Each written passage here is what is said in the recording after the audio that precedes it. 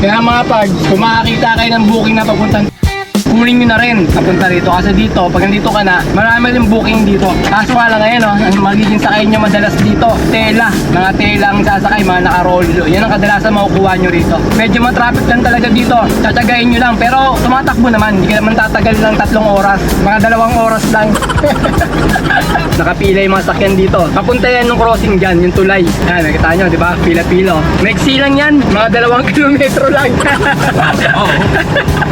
Anson Textile. Kumagano nga natin. Si Bet. Bet. Bago kita din.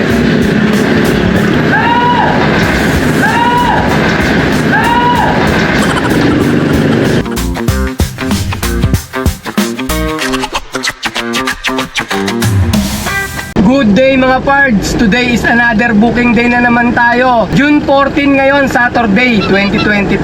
Time check, 10:03 AM. First booking from Santa Monica, going to Santa Monica. Malapitan lang to mga pards. Sa halagang 389. Ang layo ng pick-up location ay 1.8 km. 1,000 kg to. Papunta na kami sa may pick-up location. Saan po ma'am pick upin? Ito. Ito lahat ma'am kasama to. Sino ma'am, pag muna natin dito. Ito muna karton. Kuya, baka yung nasa dulo. Ito po. Parang kasi ito wala. Sige. Sige.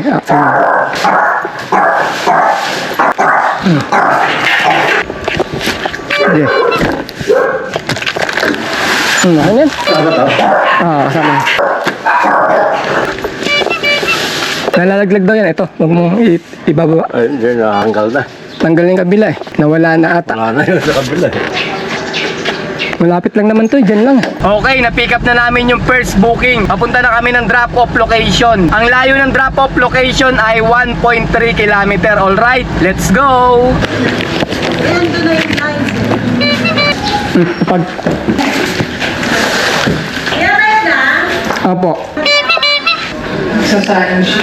Time check tayo mga pards, 10:57 AM. Nag-aabang kami ni tatay ng booking dito ngayon. Medyo matumal ngayon Sabado mga pards. Mahirap maghanap ng booking. Balak sana namin ni tatay malayuan. Kaso baka wala na naman tayo makuwang pabalik. Sayang din sa diesel. Pagka ganun eh. Dalandanan City. Bahala na natin ba? General Luis to Dalandanan, Taguig. Kaya mga pards, meron na tayong second booking. Tawagan natin kung papadala niya ito. Hello, good morning po. Lalamog sir. Sir, tatanong ko lang sir kung ano pong pipick upin namin. Kabinet sir. Apo. Sige sir, puntahan na namin sir ha. Apo sir, nakalagay dito sir. Sige sir, puntahan ko na sir ha sa pick up ha. Sige. Okay.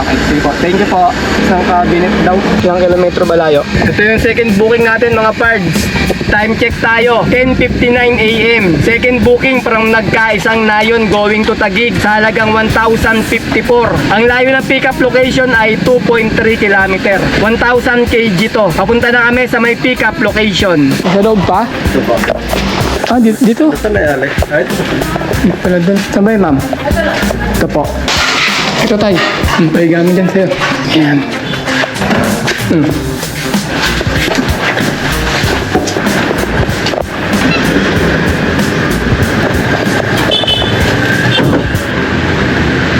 Okay na po, ma'am. Doon na po yung bayad sa ano, pagkadalang ko. Sige, salamat, ma'am. Nakakalahating oras na kami nag-aabang doon, mga pards. Wala kami nakuha ang booking na pangsabay. Naghahanap kami ng mapapwestuhan namin na maganda-ganda para makakuha ng pangsabay, mga pards. Kasi nung pumasok yung araw ng June 10 pataas, mga pards, parang tumumal na naman ulit yung mga booking nila Lalamog. Tsaka mabababa na naman yung mga pamasahe niya. May Kawayan to Malbar, sa Malbar. Kaya kailangan tsaga-tsaga ulit sa paghahanap ng booking kay Lalamog kasi medyo matumal ngayon mga parts, saka mababa yung pamasahe niya. Pagkatapos, wala pa tayong gano'n nakukuha tip ngayon. Puro sakto yung mga binabayad ni customer eh. Magkaroon ka ng tip, mga 30 pesos lang, ganyan lang. Parang pang motor lang mga parts, nakukuha namin ng mga tip ngayon. Pero, huwag tayo kasi sa mga tip-tip na mga ganyan mga parts. Ang isipin natin, yung mga booking na makukuha natin, di ba tayo? De, joke lang. Kailangan namin ng tip. Mag-tip kayo. Kasi nagpapalaki nakita namin yun eh. Maawa na kayo, magbigay kayo ng tip sa amin. Time check, 12:30 PM. May nakuha na kaming pangsabay mga pards. Pang double booking namin. Pang ano to? Pang third booking. From Bahay Toro going to Taytay sa halagang 627. Ang layo ng ng pick-up location ay 2.5 kilometer. 1,000 kg to, full booking. Papunta na kami sa may pick-up location. Kaya yung address pala nito yung street, hindi yun ah. Hindi Dito. lang napipin eh. Ayun, napipin. Kasi tawagan ko na lang siya, pero malapit lang din doon. Oo, hindi lang din sa Barangay Dolores. Ah, sige. Diba pin yung ano yung... Yung mismong lugar nila. Oo. Ah, sige. Tawagan ko na siya pagka nandun na ako sa ano. Picturean ko lang. Ah, sige sir. Sa kanya na bayad dito sir, sa drop off? Oo, sa akin wala pa rin bayad yan.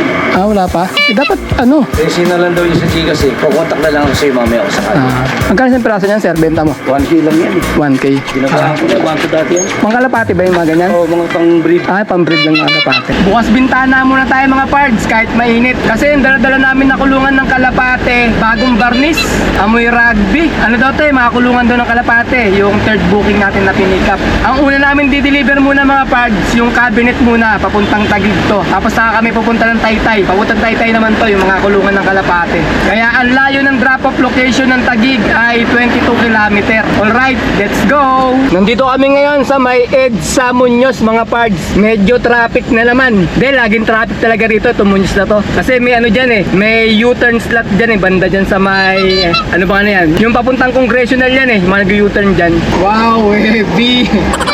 Nalasing na kami. Yung tatay ko, nalasing na.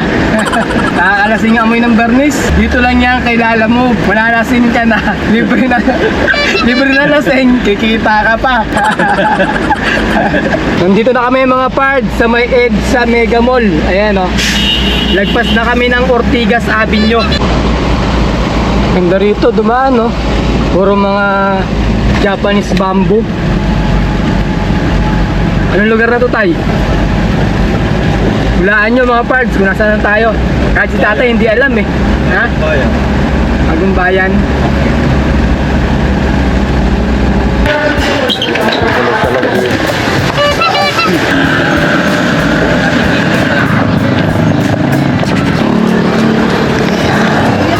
Ako ma'am.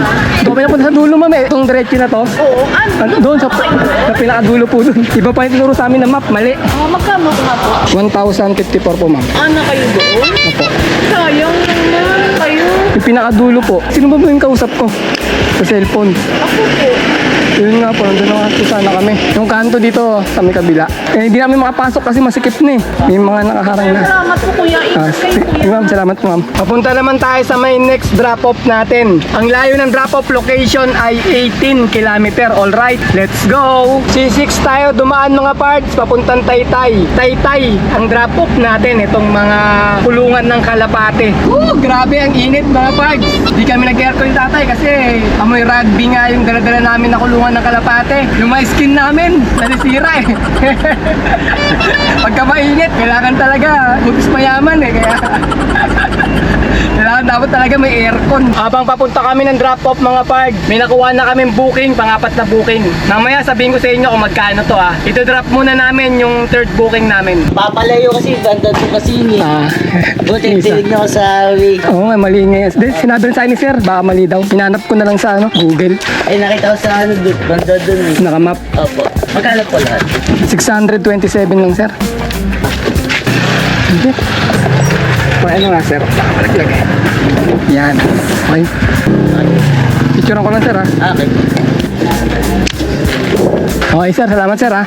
Sige. Time check, 3:26 PM. May nakuha na kaming pang-apat na booking. Multiple booking to mga parts. Dalawang pick up, isang drop off. From Taytay, going to Taytay, going to Caloocan North. Sa halagang 1,277. Ang layo ng pick up location ay 2.9 kilometer. 1,000 kg to. Papunta na kami sa may pick up location. Sir, Happy Red Textile. Yes po. Picture na lang po ng booking. Tsaka ng profile po sa lang. Yung profile. Ito ba lahat? Ito.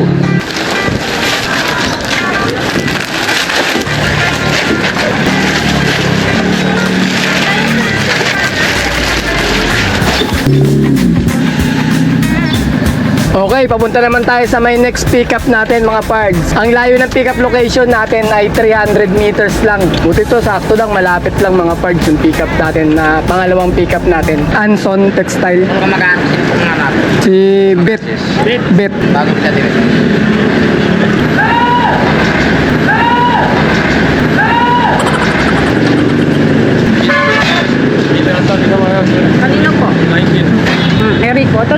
Yung isang ay.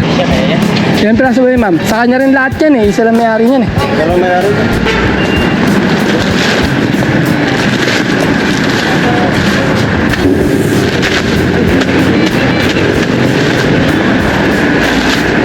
Pasuyin na lang yung pakihatan ko.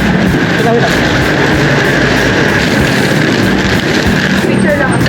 Tay, picture na muna tayo. Harap ka tayo, pipicture ka tayo. Okay na? Noros na. Grabe, alas 4 na. Ngayon na kami nanangalian mga pards. Panis na ata itong kanin namin ah. Hindi pa naman. Okay pa naman. Daming buong sa may Taytay mga pards oh. May Caloocan North pa oh. Kaso wala na tayong paglagyan eh. Hindi na tayo pwede magsabay. Puno na tayo. Ganito ginagawa namin mga pards. Nagbabaho kami ng tatay ng kanin. Tapos bumibili kami ng ulam sa labas. Para nakakatipid kami. Kung maaari nga, hindi na kami nagme-merienda eh, para makatipid kami ni tatay eh. Madalas mangyari sa amin yun. Hindi na kami napag-merienda kasi busog pa kami. Gawa nga ng hapon na kami kumakain. Ito, bumili tayo ng merienda para sigurado makakain kami ng merienda. Okay mga pards, na-pick up na namin yung pang-apat na booking namin. Puno na tayo, hindi tayo magsasabay. Kaya diretso na namin to sa may drop-off location. Ang layo ng drop-off location ay 32 km. Alright, let's go! Kaya pala mga pards, mag-1-3 na yung pamasahe na ito. Kasi sulit pala to. Puno tayo, no? Hindi tayo makapagsabay, siksik talaga. Kahit karayom, baka di na magkasya yung karayom. Ano nyo ba patuloy? Pero sakto lang yung bigat niya. Parang 1 ton lang, 1 ton. Maraming booking sa may Taytay mga pards. Lalo na dito sa may Highway 2000. Ang problema lang dito, matraffic. Kaya nito sa may Highway 2000 kami. Patagusto sa may crossing dyan eh. Yung pagkanan mo dito, floodway mga pards. Crossing ng Highway 2000 tsaka floodway. Kahit sa may kabila eh, papuntang floodway yung pagganon dito, pa crossing. Traffic din dyan. Basta ganitong rush hour na hapon. Madalas na ganito dito pagka pupunta kayo ng hapon dito rush hour. Ayan kasi pinaka main road eh. Yung itong crossing na yung papunta doon, papunta ka ng Angono o kaya Binangonan. Pag dumiretso naman tayo sa crossing na yan, papunta naman siya ng C6 or Taguig. Ganon, Pasig. Pag kumanan tayo dito, papunta ng Ortigas. Kaya dyan lahat, nagsasalubungan lahat sa gitna na yan. Yung stoplight dyan, yung pinaka-crossing niya dyan. Kaya laging matraffic talaga dito. No choice eh, kasi kung iikot kami sa likuran namin sa kabila, ano ang daan doon? Sa may papunta ng Cainta, Rizal naman. Papunta ng Felix Avenue, ganon, ang daan. Kaso matraffic din doon eh. Kasi looban yun eh. Maliliit yung mga kalsada doon. Kaya matatraffic din tayo doon. Kaya tsatsagayin na namin ni tatay itong traffic na to. Total, wala naman kaming may sasabay na eh. Isang booking na kami, papauwi na rin kami nito pagtapos nito i-deliver. Kaya hindi na kami nagmamadali ni tatay. Pero yung customer natin nagmamadali. Kaya mga pards, kung makakita kayo ng booking na papuntang Taytay, kunin nyo na rin papunta dito. Kasi dito, pag nandito ka na, marami rin booking dito. Kaso nga lang ngayon, ang magiging sakay nyo madalas dito, tela. Mga tela ang sasakay, mga naka-rollo. Yan ang kadalasan makukuha nyo rito.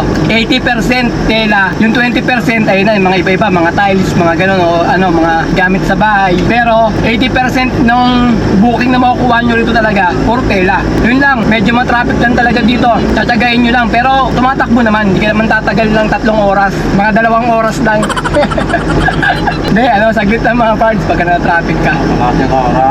Mga kalating oras, kaya yan. Yan, gaya nito, nasa may ano na kami, floodway na to, palabas ng Ortigas. Ayan yung ano, nakapila yung mga sakyan dito. Papunta yan ng crossing dyan, yung tulay. Tulay ng Highway 2000. Yan, nakita nyo, di ba? Pila-pila. Maiksi lang yan, mga 2 kilometro lang. Yan, mga 2 kilometer lang.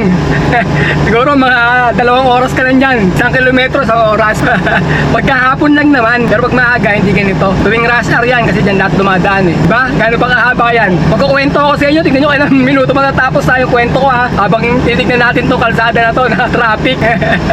Baka namaos na ako, hindi pa natatapos tong traffic na to eh.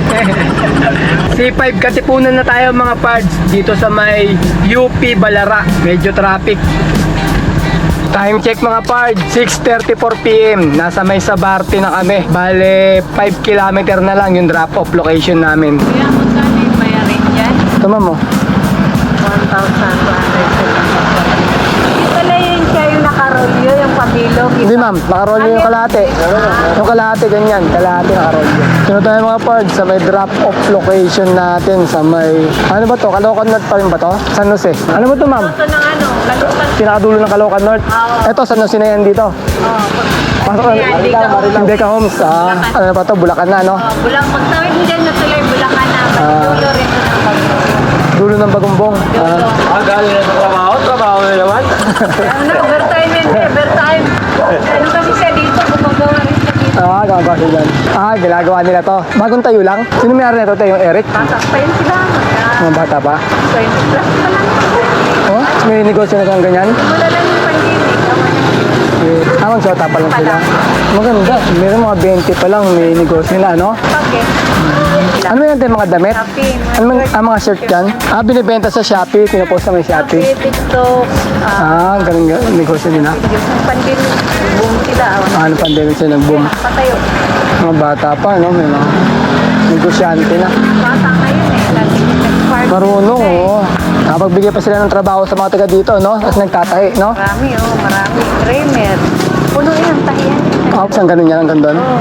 Nalang, overtime tala yung gaya. Kano kaya bayad yan, Goy?